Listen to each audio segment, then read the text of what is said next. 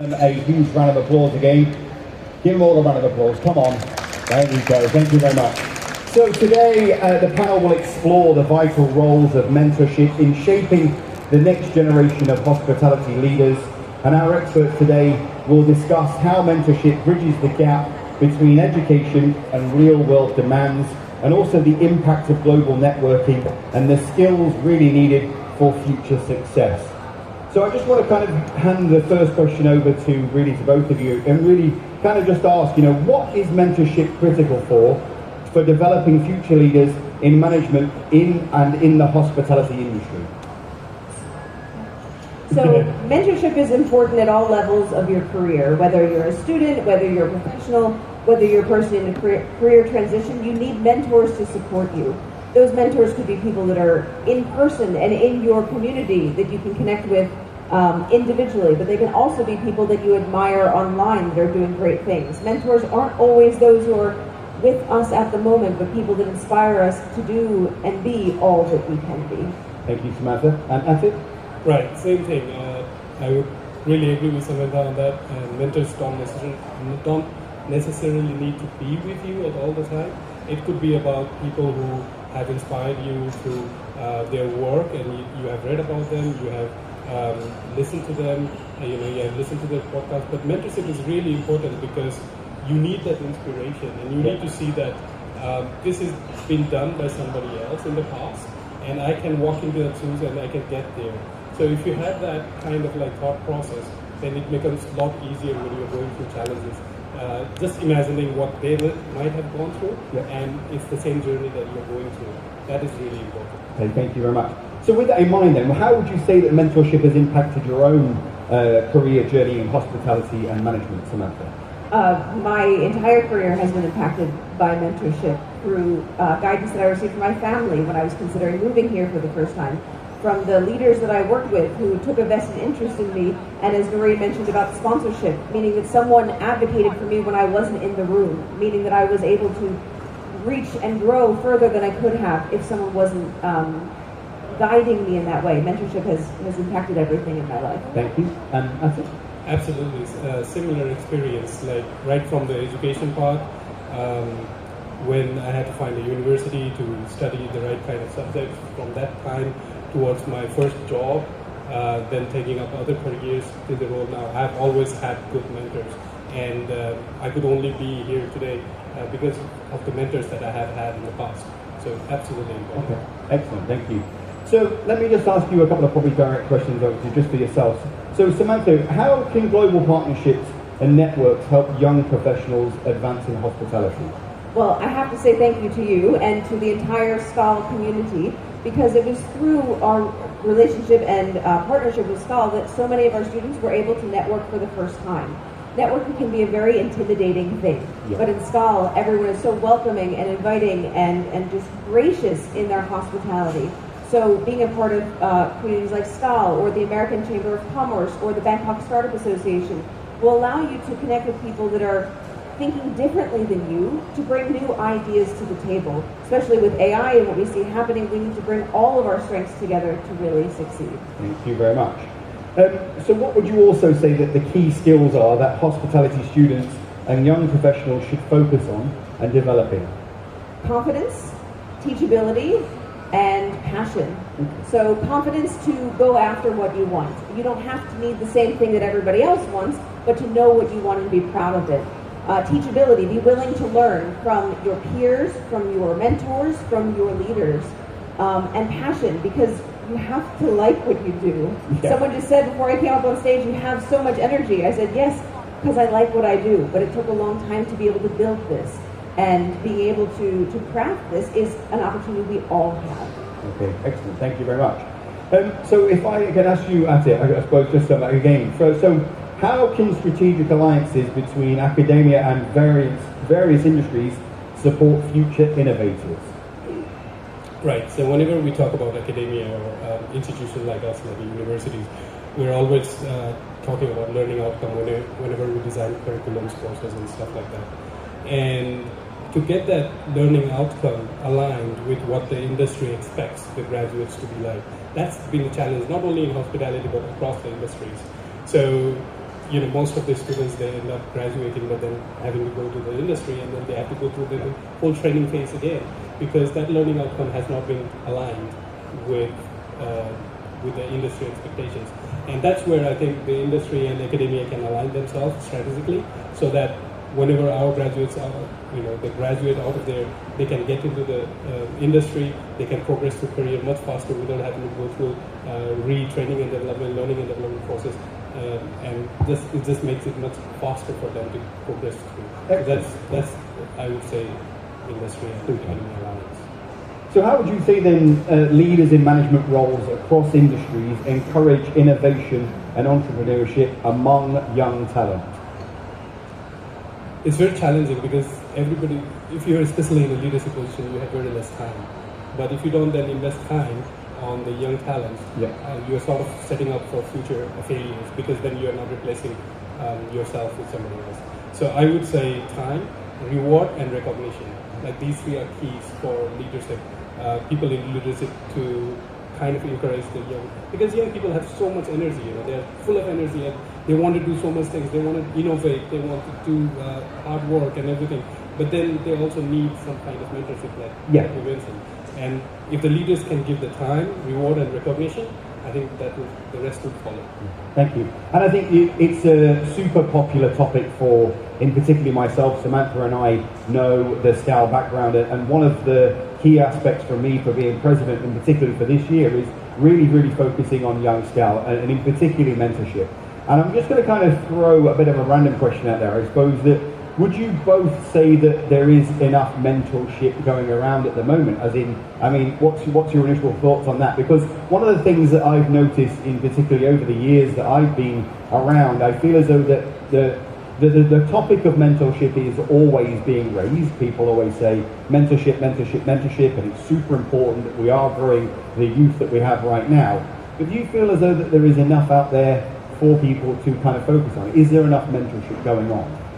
I want to highlight someone in the audience who's doing an amazing job in mentorship. So Noreen's Inspiring Women in Hospitality group does bring mentorship to the table, and in such a way that invites everyone to support each other. So oftentimes we'll see mentorship as someone from the top mentoring someone who's in a lower position, but we can also see it across. So there's a need for mentorship in all levels, knowing that we can all provide different skills and bring different things to the conversation. We had someone say, oh, the students are teaching us about AI. Yes, and we also have to teach them how to use it responsibly. So all of it comes together. Is there enough mentorship if we all work together? Yes. Excellent. Thank you very much. Okay, I just thrown one in there to throw you off. Okay, so what? Can I add something? Yeah, sure, like go for it. Sorry. Right. So I think there's also this thing about some people are naturally good at mentorship. They can take a young mind and they can kind of mentor them through. But for some people, they need a more structured program, I think. And that's what's lacking, I think, in most places. In organizations, in my own organization, I'd say some people are good mentors, but what if we could have a structured mentorship program? That would be much helpful. Excellent. Thank you very much.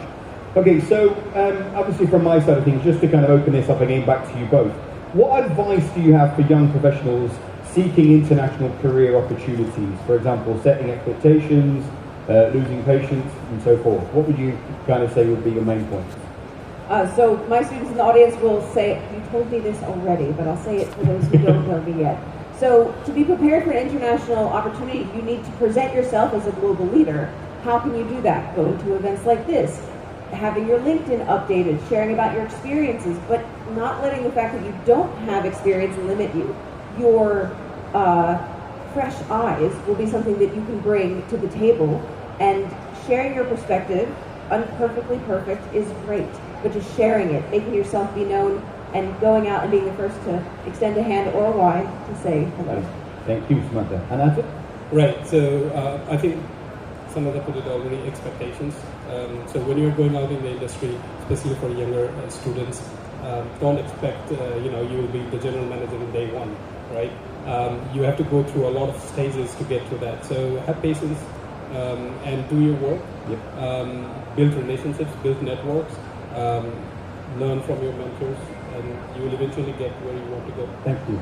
And I think that, one of the things that Samantha and ATET are extremely good at is If you came along to one of my events, or in particularly one of the SCAL events, that we've had people, and particularly young professionals, that have come along and they've kind of formed a group. But as Atit says, it's very, very difficult to get to the right person. And you can come along to an event that is specifically focused on hospitality and networking, and you will get to meet the general manager. And it's super important that you don't kind of what we call hunt in packs. And obviously you have then the skill set and the ability to go out, speak to those individuals, because you will gain further knowledge but also experience by talking to those people. So again on that, so what would you say that the key trends are shaping the future of hospitality, and how should young professionals prepare? Hyper-personalization is relevant in all industries, especially in the hospitality industry. And students are looking for that same kind of personalization when it comes to their career and the way that they network. So remember, as you go out, either as a student, a leader, a mentor, you're talking to one individual person. Be present with them, ask questions, and listen to their answers. Okay, and that's it. I think there are two things I would like to say. One is, like, the world is getting extremely globalized and localized at the same time.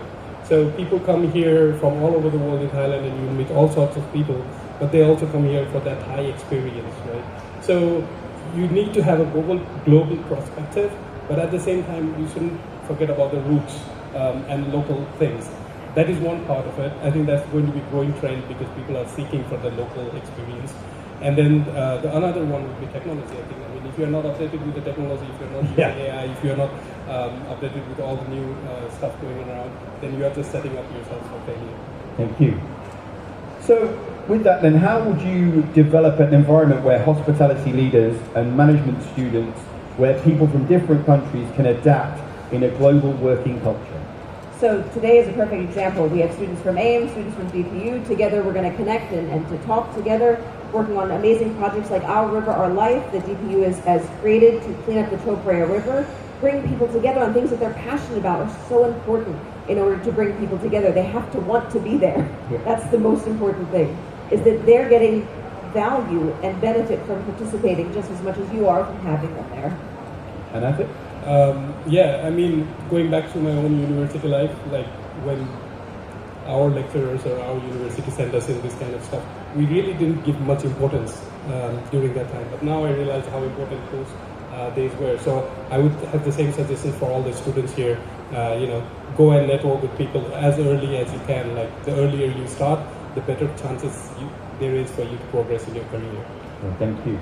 And I suppose the last question before we lead into the question and answers is, if you could give one piece of advice to the hotels who are looking for aspiring hospitality leaders, what would it be, Samantha? Start early. Our students are applying for roles a year before they graduate. If you post a job 30 days or 3 months before the expected graduation date, those students have an opportunity already. Yeah. So for everyone who's listening to this that is hoping to recruit the next generation of leaders, regardless of their industry, please start early and talk often about what you're providing to create work-life harmony, to develop them, and to care about them as a person. Individualism all the way. And that's it? Give more time, give more reward, give more recognition.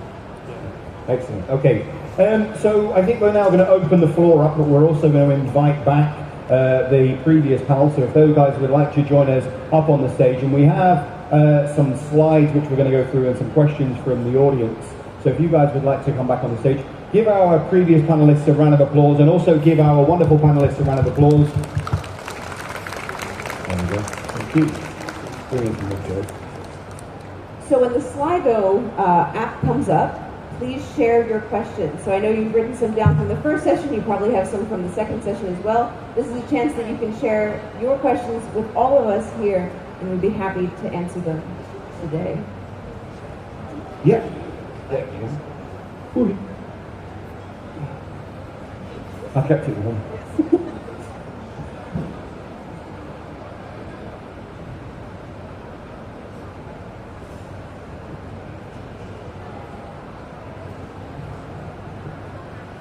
So we're just waiting on the Slido to be put on the screen. In your career, what's something that you wish you knew? And it could be something as cliche as, give as much as you hope to get, or the golden rule. But what advice do you wish that you took when you were in the shoes of the students in the audience? Well, sticking to the theme of mentorship, I wish I had mentors at the beginning of my career. So I have a podcast called Inspiring Women in Hospitality. I've done over 200 interviews, and I will say those women who had those mentors really at the start of their career had a, I don't know how to say it exactly, but a more solid trajectory because they had that good foundation of someone being there to answer your questions, but also to give you that boost of confidence or courage to go after the things that perhaps you may not have gone for had you not had that mentor. So I think one of the things that I wish I had done at the start of my career, instead of waiting for a mentor to magically appear, is to go out proactively and seek mentors. So those who I was perhaps inspired by or admired, I should have just gone to them and say, hey, can you be my mentor? Amazing advice. Thank you. And Nikki, what do you think? I wish I had known or I had people in my life to teach me how to separate work and life. This, I think, is a recurring problem with a lot of women, that we make our work our life, which is great for if it's working out for you, right? But when it seeps into your everyday mental health and it affects your personal life, your life with family, then of course it's not going in the right direction, right? So keeping that separation and learning that it's not really important to be perfect all the time, and you don't have to do everything yourself. Delegation is very important, right? You find right people to help you achieve your goals. So I think that's what I would say to the next generation. Amazing. And Edward? Don't be afraid to make mistakes. So mistakes are the only way you learn more. If you are always trying to aim for the perfect shot, it will never come along because you will be preparing for it for a lifetime, right? So go ahead, make mistakes, learn from it, move on, get to the next phase. Amazing. And James, can I ask you that question? What advice do you wish you took when you were early in your career? I think it's, well, yeah, I suppose in some respects it's quite similar in respect of learn by your mistakes. You will always make mistakes in life, and don't be afraid to make mistakes. It will make you a better person. You will grow from those mistakes, and I think sometimes you become in fear of those mistakes, but they just make you a better person. It gives you valuable life experience, and again, as you know, we were saying, don't be afraid to go out and try new things. You know, it's very daunting, and you know, especially events like today, there's a lot of people, there's a lot of faces, and especially even if you go to a networking event, it's new, you don't know who you're speaking to, but don't be afraid to approach those people. Understand that those people were in the exact same position that you were many, many years ago. Okay, so just to kind of open it up, so you've probably seen on the screen that there is a QR code. Now, it's a perfect opportunity to take full advantage of our wonderful panelists and to ask them some fantastic questions. So if you haven't done so, please do scan the QR code. I promise we won't take any of your data. It's just for a question. We won't get you to all stand up, I promise. That's later. Okay, so we've got some questions. One of them's blocked by the timer. I can't read that one, so I'll read the bottom one. So the bottom one is, since I'm currently studying hospitality, would it be possible for me to transition into a career in real estate after graduation? Fantastic question. Samantha, you want to take that one first? Absolutely. So in what we do at AIM, we develop students as hospitality and leaders in management. So being able to graduate and go into real estate would be very natural because all industries need hospitable, well-spoken people. So that's one avenue that you could take of many others after graduating from AIM. And if I can add to that, I think what we've seen particularly in the industry in the last sort of 15, 20 years, because of the way the industry has shifted, right? Because previously the brands were owning the real estate. That is no longer the case, right? You have a lot of different companies now owning the real estate. And actually, as the owners, they're also hiring the employees at these hotel companies as well. So having that entry into real estate is important. Actually having your background and hospitality experience is important because running a hotel, a real estate asset is completely different from any of the other asset types. So your background in hospitality is going to be an advantage in that case. Excellent, thank you. Anything you'd like to add at it? I mean, I think it's already been spoken, like if you have done hospitality, you know service, and service is something that is needed in every industry. So we have had students who have studied hospitality and moved on to different other sectors. We have had students who have actually studied business and moved on to become a air hostess or something like that. So yeah, absolutely. If you're learning hospitality, you can go anywhere. Thank you. Okay, so moving on to a couple of other questions. With today's knowledge and experience, what leadership choice do you wish you could change from the start of your career? Anybody want to take that one?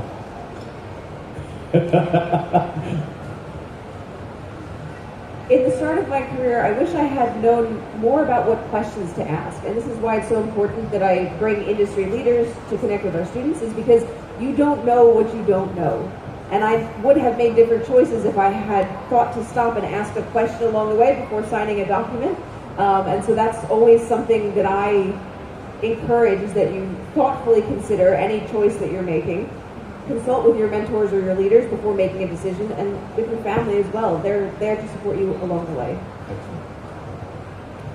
I don't know if this is in my hands, but I think that this applies to academics specifically. So I would say, like, especially position like deans of the colleges, they should have a tenure. Like, it should not be that one person is in this position for the next 10 years. It should be a rotating position between deans and deputy deans, which I think helps in management as well. So you have a different set of people coming in after a short period of time and continuing to build the organization, which also helps in reducing the gap of hierarchies. So, you know, that power gap that exists, I really wish that it wasn't there. Thank you. Okay, so I'm mindful of time, and I think there's a fantastic question that's just come up, and I know this is one for everybody here, is how do you ask someone to be your mentor? The easiest answer to that is just be straightforward and ask them, right? I mean, what can you lose when you ask? So that's also another thing. Like, I agree with Samantha. Earlier in your career, you wish you would have asked more questions. It's the same thing with this also. You wish you could have asked that, because once you have missed that opportunity, you have missed that opportunity, right? But just ask. If somebody is too busy, if somebody don't have the time and all, they will tell you that. And they won't think anything more than that, right? But just ask first. And to build on that, when you're making that ask perhaps specifically what it is about their career that you want to learn from them. You know, just saying, hey, can you be my mentor is great. Absolutely do that first ask, but say, I admired XYZ of your career. I want to understand how you got to that position, or what experiences you needed to get yourself to that position. And then once you are in a mentorship relationship, I agree with what you were saying earlier, the structure helps, but if you're in an environment where you don't have the structure, take ownership of that relationship and be proactive. So reach out, set up those meetings, and then tell them what you want to discuss at that meeting. And nowadays you can do it in person, virtually, and all kinds of formats, but make yourself prepared and allow time for your mentor to be prepared for that conversation as well. And to continue the conversation, you could also say, what would you like to learn from me? Is there anything that I could provide you? I know I'm just beginning in my career, but I can also provide things. Is there any insights you'd like about my generation or my program that I'm in right now, or anything? And potentially it could be a win-win for both. Yeah. And I'm kind of just going to touch on that subject as well, and I think it kind of loops back to what I mentioned before, is just not to be afraid to approach somebody. It's a very big bad world out there sometimes, and you could potentially look at it that you're talking to a general manager, a hotel owner, or whoever it may be, but you know, as Atik quite rightly says, people will have time for you if you ask the question. You know, and they will also understand the questions that you're asking, but also they will take time. And if they won't, they'll very kindly say, you know, come back to me later and we'll discuss it. But, you know, definitely don't be afraid to ask the question. So I'm just going to move on to another question, which is, and I've just missed a couple because they've gone through it. It says at the bottom, I am a tourism business owner for the last 15 years, but I have expanded my businesses in real estate. I need some tips how to balancing two different businesses. Anybody want to take that one? Am I the only entrepreneur in this? I would consider myself I would say the first thing is to find experts in those business. So you said you're obviously the expert in the tourism business, so keep being an expert in that. And if you're new to real estate, then find other experts who are experts in that area. Ask them to be your mentors, ask them to be your coach, finding partners, and gaining as much knowledge, asking questions. And it's also an element of trying, right? Trying, and then if you don't succeed, what are you going to learn from that? And if you do succeed, what are you also going to learn from that? And I think the other interesting term I came across recently was the multi-option career. So I think it's actually very good that you're diversifying and not having just one sole business that you're relying on today. So well done. Thank you very much. That was that question for. I'd like to add on that Yeah, point please. as well. So my approach is with regards to time management. So using time blocking techniques, saying Monday is for the first business, Tuesday is for the second business, and really staying focused in that time that you're working on that. Because so often we can get pulled in many directions. Our challenge now in the world that we're in is to narrow our focus, decide what's most important to us, and you can do two different things at the same time, but you have to dedicate either a couple hours to this one, a couple hours to that one, or entire days, so that you can stay in the flow and the rhythm of that subject rather than spreading yourself so thin. Thank you. Okay, so I'm mindful of time. I know we only have a couple of minutes left, but I'm going to finish on this one last question, and I think it's probably one of the great questions we've got there is, do you think that current mentoring will create future hospitality? Anybody want to take that one? Absolutely. The reason I'm so passionate about what I'm doing is because people who came before me expected excellence. I will remember my first manager when I was leaning on the wall, and he said, if you have time to lean, you have time to clean. I never leaned on the wall again. It is because of him and not being shy to give me feedback that allowed me to stand up here today. And I've had similar conversations throughout my career, and I'm passionate about the hospitality industry because of the passionate people that are within it. So absolutely, without a doubt, who's sitting here today, it's all of our responsibilities to create this. And just to add on to that, I think especially hospitality is such a people create that environment in the classroom, and then you have to send them to the hotels with the mentors and the correct kind of mentorship. They will just move ahead so much faster in their career if they can learn that in the environment itself. Thank you very much. Okay, so I am aware that we are, running out of time, but I think that I suppose the last question for me really is the kind of final thoughts from our panelists today. We've obviously got some fantastic future leaders out here in our audience today. What kind of final piece of advice would you give our students today from today? Samantha, I'll let you start. Be present and be brave in whatever you choose and whatever you decide to do. Bravery comes when you take that first step. It doesn't come before it. That's it. I will take what Nidika was saying earlier in the panel. Be uncomfortable with your learning experience. Because if you are not uncomfortable, and if you're feeling too comfortable, that means you need to check again, are you learning enough? So go for that uncomfortable position where you feel like you don't know things, you are not 100% on it, and you feel very uncomfortable, because that just means that you are now learning. Thank you. For me, again, coaching. Take coaching if you can in your life. That really helps with your challenges. And another one that I didn't mention that I really wanted to bring this topic is that be a problem solver. Be a problem solver. Think of everything that can have a solution versus this is a huge problem, how are we gonna, do not make it bigger. Try to approach things in life, in your work, with your co-workers as a problem solver. Excellent. So when I was a student, graduating, almost 20 years ago, I never aspired to be a GM. I only wish I'd known cigarette back then to know that it is possible. So I think my message is that any career is possible. And you can also change your mind. Just because you set your mind on something today, it doesn't mean it's not going to change. I've already changed 3 times. So be open to opportunities and find as much women, men, role models out there that can inspire you and that you can aspire to as well. Excellent, thank you very much. And that really just wraps up our fantastic panelists today. So all that's left me to say is give them a huge round of applause, ladies and gentlemen. Some fantastic insights into moderation. Thank you very much. Thank you so much. And in the spirit of all we do at AIM and at DPU, we'd like to invite our students to take a picture with us because you are the future. If you can come join us on stage, we'll take a picture with all of us.